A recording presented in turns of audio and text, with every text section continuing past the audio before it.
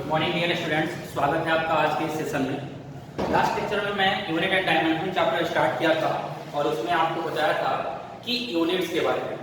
उसमें आपको बताया था फिजिकल क्वांटिटी क्या होता है, फिजिकल क्वांटिटी कितने तरह का होता है, आपको यही बताया था कि यूनिट क्या होता है। ठीक है, तो ये सब क्लियर हो गया होगा मेरे ख्याल से। अब उसके आगे चलते हैं। अगला अपना टॉपिक है वो लिखिएगा, next topic is principle system of units. Principle system of units. अब देखो क्या हुआ, शुरुआत के टाइम में जब रिसर्च हुआ किसी भी चीज के ऊपर, तो अलग अलग साइंटिस्ट अलग अलग कंट्री में अपना रिसर्च कर रहे थे। ठीक है, जैसे मान लो कि कोई इंग्लैंड में अपना रिसर्च कर रहा था और मान लो कोई एक दूसरे चाइना में अपना रिसर्च कर रहा था। तो उस टाइम लोगों के अंदर ऐसा कुछ मेंटेलिटी नहीं था, ऐसा कुछ उनके बीच में कॉमन कुछ नहीं था कि हाँ तुम और हम जो है तुम अलग अलग रिसर्च कर रहे हैं। जो इंग्लैंड में जो रिसर्च करा था वो अपना यूनिट एक अलग चीज माने हुए था, और जो चाइना में अपने रिसर्च करा था वो अपना यूनिट क्या माना था, अलग चीज माना था। सिमिलरली जो यूएसए में रिसर्च करा था उसका यूनिट अलग था, जो फ्रांस में रिसर्च करा था उसका यूनिट अलग था। कल मैं आपको एक एग्जांपल बताया था ना कि जैसे मान लो कि ए और बी के बीच का डिस्टेंस मेजर करना है, ए और बी के बीच का डिस्टेंस मेजर करना है, तो जो पहला लड़का है वो जाकर के ए और बी के बीच का डिस्टेंस मेजर किया with the help of duster. तो जो डस्टर के हेल्प से मेजर किया उसको मालूम चला कि distance between A and B is 2 duster. ये क्या लिखा, 2 डस्टर। ए बी डिस्टेंस को लिख दिया ये 2 डस्टर। जब ये दूसरा लड़का है जो सेकंड वाले लड़के ने डिस्टेंस मेजर किया है, मान लीजिए उसने with the help of scale distance measure किया है, तो वो स्केल के हेल्प से मेजर करके लिखा कितना, 28 सेंटीमीटर। सेकंड बॉय ने लिखा A B equals to 28 centimetre. अब डिपेंड करता है कि दोनों लड़के जिस सोसाइटी में रहते हैं या जिस जगह पे अपना एक्सपेरिमेंट कर रहे हैं वहां पे अवेलेबिलिटी क्या है, वहां पे अवेलेबल कौन सा चीज है, या फिर वहां पे लोग कौन सी चीजों को ज्यादा फॉलो करते हैं। ठीक है, तो उसके अकॉर्डिंग अलग अलग देशों में अलग अलग तरह का सिस्टम फॉलो किया जाने लगा। कहीं पे डिस्टेंस को मेजर करने के लिए मीटर यूज किया जाने लगा, कहीं पे डिस्टेंस को मेजर करने के लिए फुट यूज किया जाने लगा, और कहीं पे डिस्टेंस को मेजर करने के लिए सेंटीमीटर यूज किया जाने लगा। तो इसके कारण क्या होगा, एक्चुअली सभी मिलकर क्या कर रहे हैं, कि स्टडी कर रहे हैं। अब जैसे मान लो एक कंट्री है ए, वहां का साइंटिस्ट स्टडी कर रहा है एक्सेलरेशन ड्यू टू ग्रेविटी, और वो एक्सेलरेशन ड्यू टू ग्रेविटी के वैल्यू को फाइंड कर रहा है किसमें, इन टर्म्स ऑफ फुट पर सेकंड स्क्वायर। फीट वाले डिस्टेंस में वो मेजर कर रहा है। जबकि दूसरा कंट्री है बी, वहां का साइंटिस्ट भी acceleration due to gravity measure कर रहा है और वो मीटर पर सेकंड स्क्वायर में मेजर कर रहा है। तो फिर दोनों को क्या होगा, जब अपना एक्सचेंज ऑफ नॉलेज करना होगा, या फिर मान लो दोनों ने कुछ कुछ स्टडी किया, एक ने इतना स्टडी किया, एक ने इतना स्टडी किया, तो दोनों क्या चाहेंगे कि अपना स्टडी को वो दोनों मिक्स करें कि तुमने क्या क्या ऑब्जर्व किया है, तुमने क्या क्या डेवलपमेंट किया है और मैंने क्या क्या डेवलपमेंट किया है, और फिर हम दोनों मिल करके क्या करेंगे, उसको और फर्दर आगे अचीव करेंगे, अपने टारगेट को अचीव करेंगे।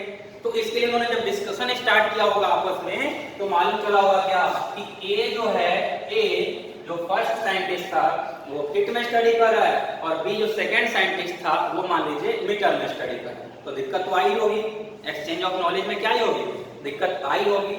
और इस दिक्कत को कम किया गया 1971 में। 1971 में क्या डिसाइड किया, एक कमेटी है, उस कमेटी का नाम है international bureau of weight and measurement.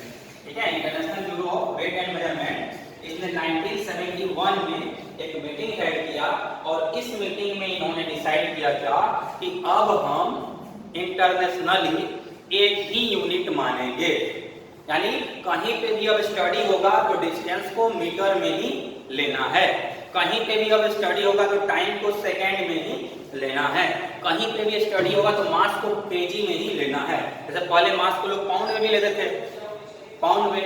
ठीक है, तो अब वो सब चीजें क्या हो गई, चेंज कर दी गई, ताकि आगे के स्टडी में अपने को आसानी हो जाए। ठीक है बच्चों, तो देखिए पहले उसके पहले कौन कौन से यूनिट अपने पास थे, कौन कौन से सिस्टम ऑफ यूनिट थे। तो एक तो था सीजीएस सिस्टम। तो सीजीएस सिस्टम की जब बात करेंगे तो सीजीएस सिस्टम में देखिए क्या क्या होता है। सीजीएस सिस्टम में हम मास को, सीजीएस सिस्टम में मास को सेंटीमीटर यानी सीएम, सॉरी लेंथ को सेंटीमीटर में मेजर करते हैं। उसके बाद मास को ग्राम में मेजर करते हैं और टाइम को सेकंड में मेजर करते हैं। ठीक है, तो जब सीजीएस सिस्टम की बात हो तो सीजीएस सिस्टम में लेंथ को सेंटीमीटर में, मास को ग्राम में और टाइम को सेकंड में मेजर किया जाता है। वहीं अब बात करते हैं एफपीएस सिस्टम की। तो देखो बच्चों, एफपीएस सिस्टम में क्या होता है, एफपीएस सिस्टम में लेंथ को फुट में मेजर करते हैं। फुट या फीट जो भी हम बोलते हैं, FEET फीट साइलेंट, लेंथ को फीट में मेजर करते हैं। उसके बाद मास को पाउंड में मेजर करते हैं और टाइम को सेकंड में मेजर करते हैं। ठीक है, तो CGS centimetre gram second, FPS foot pound second. Similarly अपना है एमकेएस यूनिट। अगर हम एमकेएस यूनिट की बात करेंगे तो इसमें लेंथ को मीटर में, मास को किलोग्राम में और टाइम को सेकंड में मेजर करते हैं। ठीक है बच्चों, तो देखिए अलग अलग जो यूनिट है, different unit for measuring length. एक में हम सेंटीमीटर यूज कर रहे हैं, दूसरे में हम फीट यूज कर रहे हैं और तीसरे में हम मीटर यूज कर रहे हैं। तो अलग अलग यूनिट में अपने कन्वर्जन करना पड़ेगा। मान लो एक पार्टिकुलर कंट्री है, उसमें ये वाला सिस्टम फॉलो हो रहा है, जबकि एक पार्टिकुलर कंट्री है उसमें ये वाला सिस्टम फॉलो हो रहा है। तो दोनों की जब साइंटिस्ट मिलेंगे और एक्सचेंज ऑफ नॉलेज करेंगे तो दोनों में क्या होगा, कंट्राडिक्शन आएगा ना। कंट्राडिक्शन नहीं, लेकिन डिफिकल्टी तो जरूर आएगा। जैसे हम अपनी बात करते हैं, हम अपने देश की बात करते हैं, तो आज हम लोग बचपन से सब कुछ किसमें सीखते हैं, मीटर में वर्क करना सीखते हैं। जितना भी अपने जो रोड के ऊपर साइन बोर्ड लगा होता है, इसमें लिखा होता है डिस्टेंस इक्वल्स टू इतना किलोमीटर, तो वो किलोमीटर में होता है। लेकिन आज भी जो हम घर की बात करते हैं, अपने रूम की बात करते हैं, तो रूम का साइज हम किसमें डिसाइड करते हैं, फीट में डिसाइड करते हैं। हाँ भाई, 12x8 का कमरा है, तो 12x8 जो हम बोलते हैं, तो 12x8 का मतलब क्या हुआ, 12 फीट बाई 8 फीट, यानी ऐसा रूम जिसका लेंथ 12 फीट है और वेट कितना है, 8 फीट है। तो अभी भी इसमें क्या होता है, थोड़ा सा डिफिकल्टी तो हो रही है, क्योंकि एक जगह तो हम लोग फीट में मेजर कर रहे हैं, दूसरी जगह कहां मेजर कर रहे हैं, मीटर में मेजर कर रहे हैं। और सोचो इस टाइम पे कितनी डिफिकल्टी होती होगी जब एक पूरा का पूरा साइंटिस्ट का टीम आया होगा, वो मीटर के बारे में कुछ नहीं जानता होगा।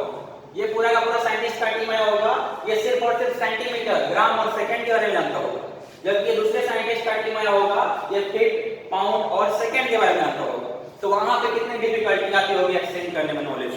तो इसके लिए क्या किया गया, इसके लिए 1971 में international bureau of weight and measurement एक क्या है, ये कमेटी है जिसने डिसाइड किया कि आज से पूरे के पूरे वर्ल्ड में, पूरे के पूरे यूनिवर्स में हम जो भी स्टडी करेंगे, जो भी मेजॉरिटी ऑफ डेवलपमेंट होगा, उसको हम एक ही यूनिट में रखेंगे, एक ही सिस्टम में रखेंगे। और उस सिस्टम का नाम रख दिया गया एसआई सिस्टम, यानी सिस्टम ऑफ इंटरनेशनल यूनिट या इंटरनेशनल सिस्टम ऑफ यूनिट्स। तो एसआई का मतलब आपको समझ में आ गया होगा। और जब मैं आपको फंडामेंटल क्वांटिटीज का लिस्ट दिखाया था ना, तो उसके बाजू में क्या लिखाया था, उसके बाजू में आपको उसका यूनिट भी लिखाया था। तो जो यूनिट लिखाया था ना मैं, वो सारे के सारे क्या है, वो सारे के सारे एसआई यूनिट ही हैं। जैसे यूनिट ऑफ लेंथ क्या है, मीटर, यूनिट ऑफ मास क्या है, किलोग्राम, यूनिट ऑफ टाइम क्या है, सेकेंड, यूनिट ऑफ मोल क्या, unit of amount of substance क्या है, मोल, यूनिट ऑफ करंट क्या है, एम्पियर। तो जितना भी वहां पे मैं आपको लिखाया हूं ना, वो सभी के सभी क्या है, एसआई यूनिट ही है। ठीक है, तो उसको आप लोग याद कर लीजिएगा। तो यहाँ पे बच्चों अपना फर्स्ट ये वाला पार्ट ये खत्म हुआ। ये क्या था, जिसमें हम लोग यूनिट और फिजिकल क्वांटिटी के बारे में पढ़ रहे थे। आई होप आपको इतना समझ में आया होगा। जल्दी से इसको नोट कीजिए। इसको नोट करने के लिए मैं आपको 10 सेकंड का टाइम दे रहा हूँ, 10 सेकंड का टाइम दे रहा हूँ। अगर आप नहीं नोट कर पाए तो स्क्रीनशॉट ले लीजिएगा या फिर स्क्रीन पॉज करके इसको नोट कर लीजिए। उसके बाद फिर हम आगे चलते हैं। तो नोट इट डाउन फर्स्ट।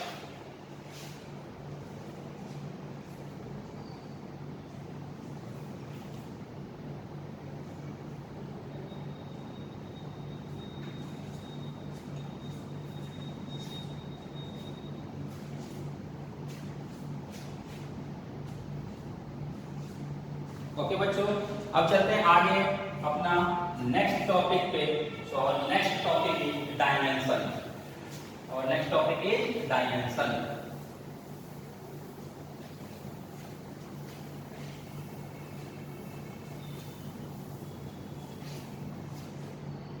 ठीक है बच्चों, तो लिखिएगा next topic is dimension.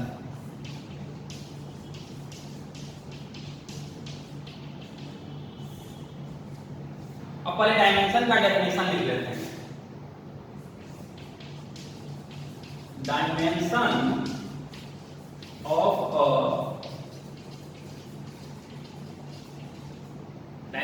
Of a physical quantity. Dimension of a physical quantity. Physical quantity is the power to which a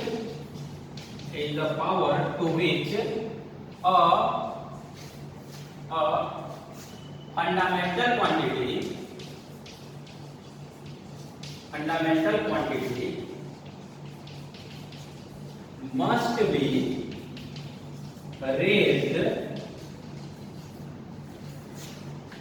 to represent that physical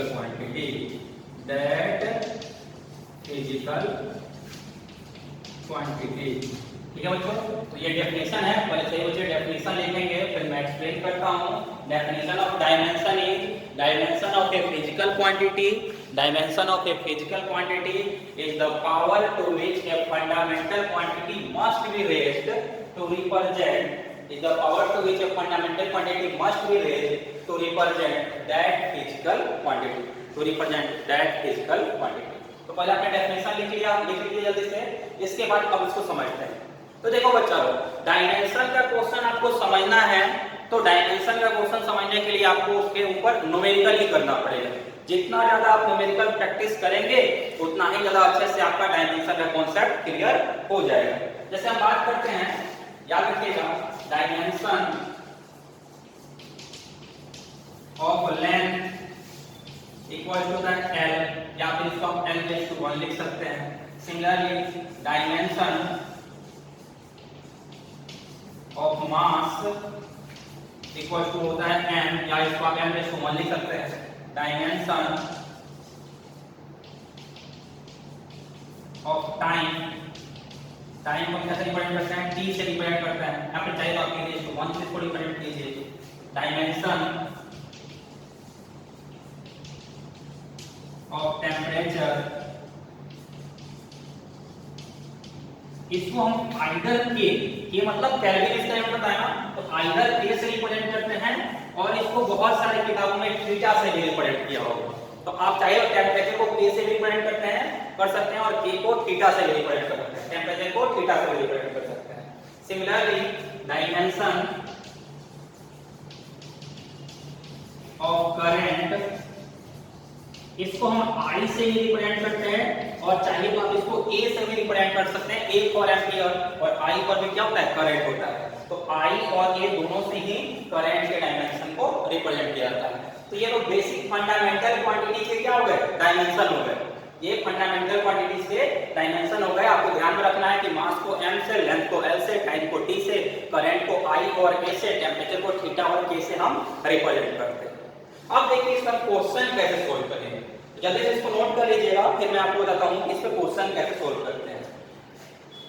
okay बच्चों, तो देखिए पहला क्वेश्चन मान लीजिए हम करते हैं ये। आपको क्वेश्चन ऐसा मिल रहा है कि फाइंड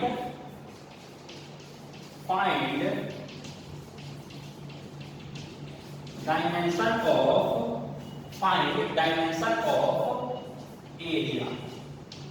एरिया का डायमेंशन बताइए।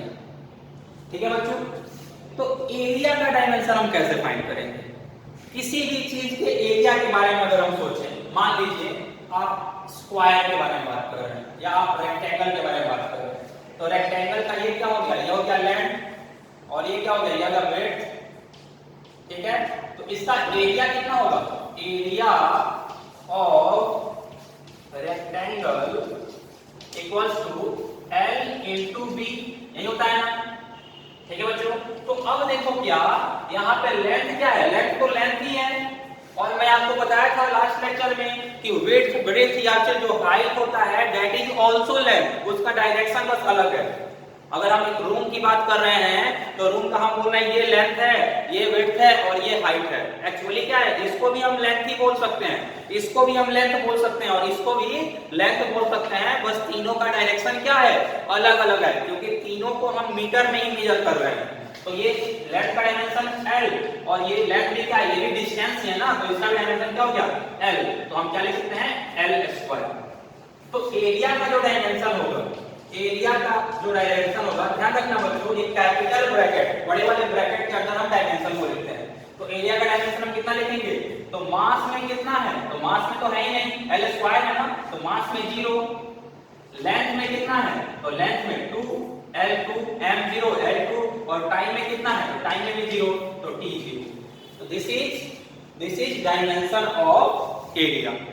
ठीक है बच्चों, आगे चलते हैं, एक और क्वेश्चन करते हैं, उससे और अच्छे से आपको क्लियर होगा। जितना ज्यादा आप क्वेश्चन प्रैक्टिस कीजिएगा उतना ही अच्छे से आपको डायमेंशन क्लियर हो जाएगा। सेकंड पे आते हैं हम लोग। मान लो आपको क्वेश्चन दिया हुआ है find dimension of volume, find dimension of volume. अब वॉल्यूम का डायमेंशन देखिए कैसे फाइंड करेंगे। मान लीजिए अपने पास एक क्यूबॉइड है, या मान लीजिए अपने पास एक क्यूब है। तो अगर क्यूब है तो क्यूब में क्या होता है, क्यूब में हर एक साइड इक्वल होता है। अगर ये A है तो ये भी क्या होगा, ये भी A होगा और हाइट भी कितना होगा, हाइट भी A होगा। यानी हम बोल सकते हैं कि volume of cube equals to A into A into A equals to A cube. और A क्या है, A तो साइड है, तो साइड है मतलब एक अगर साइड है तो हम क्या बोल सकते हैं, साइड का क्यूब। और साइड क्या है, इसको मीटर या सेंटीमीटर या फीट में मेजर करेंगे ना, मतलब लेंथ की बात हो रही है। तो यहां से बोल सकते हैं इक्वल्स टू, ये क्या है, दिस इज लेंथ, या फिर बोलते हैं साइड का cube and this side is length. ये क्या है, लेंथ है ना, हम लिख सकते हैं L का क्यूब। तो अगर L का क्यूब इसको हम लिखेंगे तो आप चाहे तो इसको डायमेंशन क्या लिखेंगे, dimension of volume equals to mass में कितना है, 0 है, लेंथ में कितना है, 3 है और टाइम में कितना है, 0 है। So this is our answer. Okay बच्चों, आपके मन में एक ऐसा कंफ्यूजन हो सकता है डेवलप हो रहा हो कि सर आपने यहाँ पे रेक्टेंगल ही क्यों लिया, आपने यहाँ पे क्यूबॉइड ही क्यों लिया। तो देखिए आप यहाँ पे कुछ भी कंसीडर कर सकते हैं। अपने को बस क्वेश्चन ये बोला है कि एरिया का डायमेंशन निकालना है ना, तो बस एरिया आप किसी चीज का ले लीजिए। आप चाहे तो सर्किल लेकर के इसको सॉल्व कर लीजिए। देखिए अगर ऊपर वाले क्वेश्चन को हम सर्किल लेके सॉल्व करते तो क्या होता है, जल्दी से इसको नोट कर लीजिएगा या फिर स्क्रीन पॉज करके आप नोट कर लीजिएगा। आगे चलता हूँ मैं, सर्किल पे बढ़ता हूँ इसको। तो देखो मान लो अगर अपने को सर्किल पे यही क्वेश्चन सॉल्व करना होता तो वहां पे डायमेंशन देखो कितना हो जाता। अगर बात करते हैं सर्किल की, तो सर्किल का रेडियस मान लो कितना है, r है। तो एरिया ऑफ सर्किल कितना लिखेंगे, area of circle equal to pi into r²। तो इक्वल्स टू पाई तो है क्या, पाई कांस्टेंट है, पाई तो एक नंबर है, दिस इज इक्वल टू 3.14 या 22/7। और रेडियस क्या होता है, रेडियस जो होता है वो लेंथ होता है ना, रेडियस को सेंटीमीटर या मीटर में मेजर कर रहे हैं तो रेडियस का डायमेंशन क्या होगा, लेंथ होगा। तो 3.14 इनटू r² जो है इसको हम लिख सकते हैं L का स्क्वायर। L और रेडियस का यूनिट जो है वो सेंटीमीटर और मीटर में होता है एंड दिस इज लेंथ। ये क्या होता है, लेंथ होता है, इसलिए L² के टर्म में इसको हम लिख रहे हैं। तो यहां से भी अपने को एरिया का जो डायमेंशन आ रहा है, एरिया का जो डायमेंशन आ रहा है इज इक्वल टू मास में 0, लेंथ में 2 और टाइम में 0। सिमिलरली यहां पे ये वाला क्वेश्चन में किस पे किया था, क्यूब पे किया था। आपके मन में एक ऐसा और कंफ्यूजन हो सकता है कि सर आपने क्यूब ही क्यों लिया। मैं बोल रहा हूं आप कुछ भी लो, आप यहां पे ट्रायंगल ले लो। ट्रायंगल का एरिया कितना होगा, half into base into height. Base भी क्या है, लेंथ है और हाइट भी क्या है, लेंथ है, तो L² ही आएगा। ठीक है। सिमिलरली यहाँ पे आप चाहिए तो यहाँ पे आप और कुछ ले लो, यहाँ पे आप चाहो तो स्फीयर ले लो। स्फीयर का एरिया कितना होता है, स्फीयर का वॉल्यूम कितना होता है, स्फीयर का वॉल्यूम होता है 4/3 पाई r cube.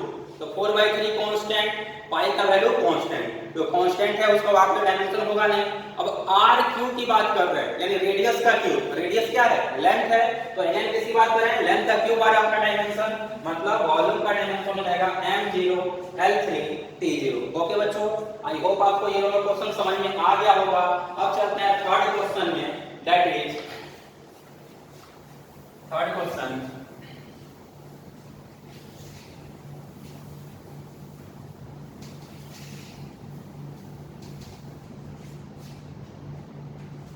Third one is find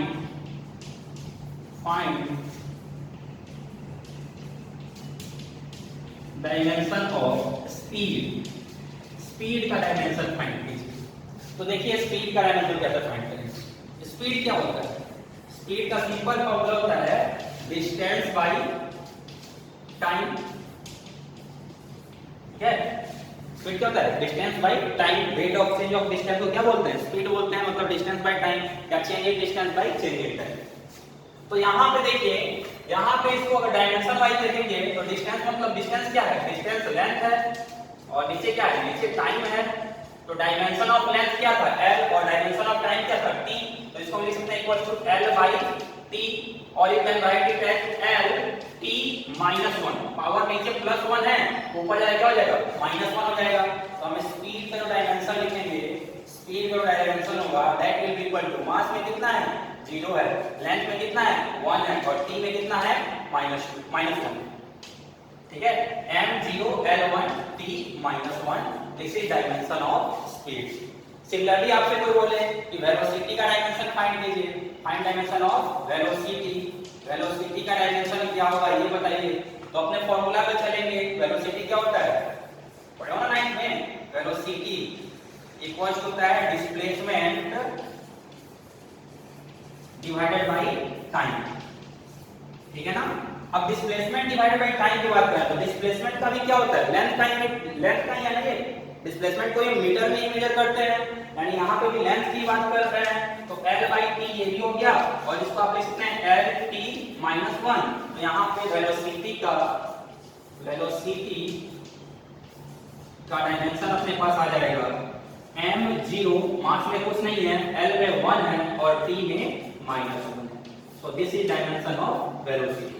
okay बच्चों, जल्दी से इसको नोट कीजिए, आगे और क्वेश्चंस कराता हूं मैं आपको।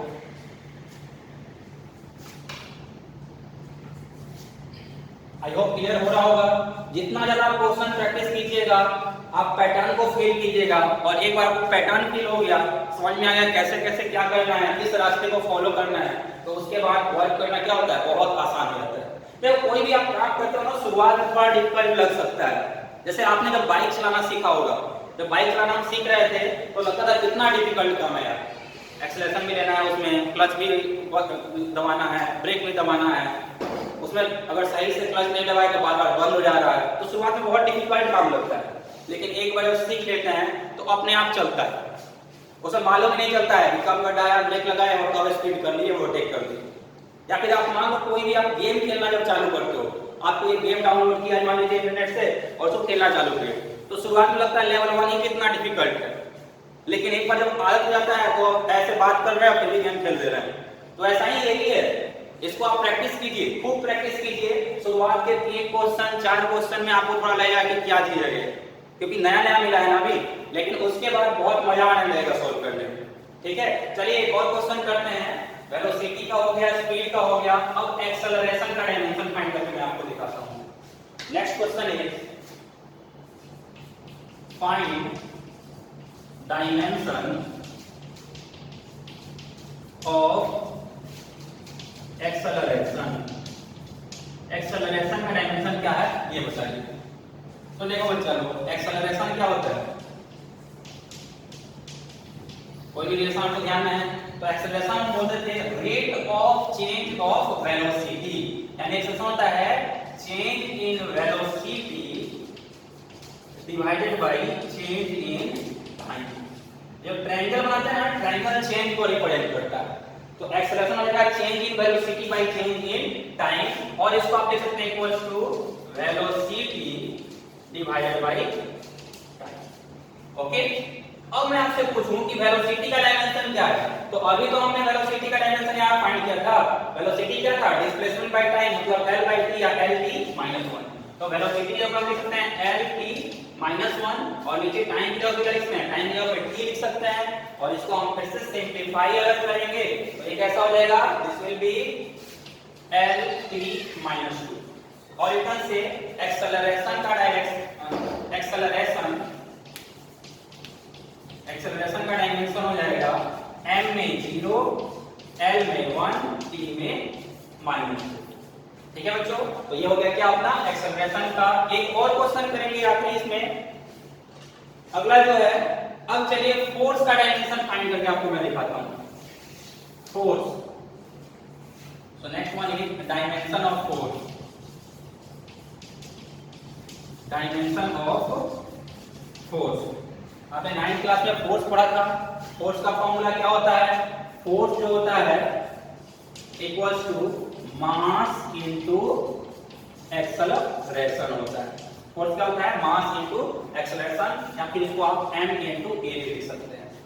अब अगर फोर्स का डायमेंशन निकालना है तो dimension of mass multiplied by dimension of acceleration, ठीक है। और एक्सेलरेशन का डायमेंशन अभी हमने देखा है lt माइनस 2 है, तो एक्सेलरेशन का डायमेंशन यहां पे रख दीजिए और मास का डायमेंशन यहां पे रख दीजिए।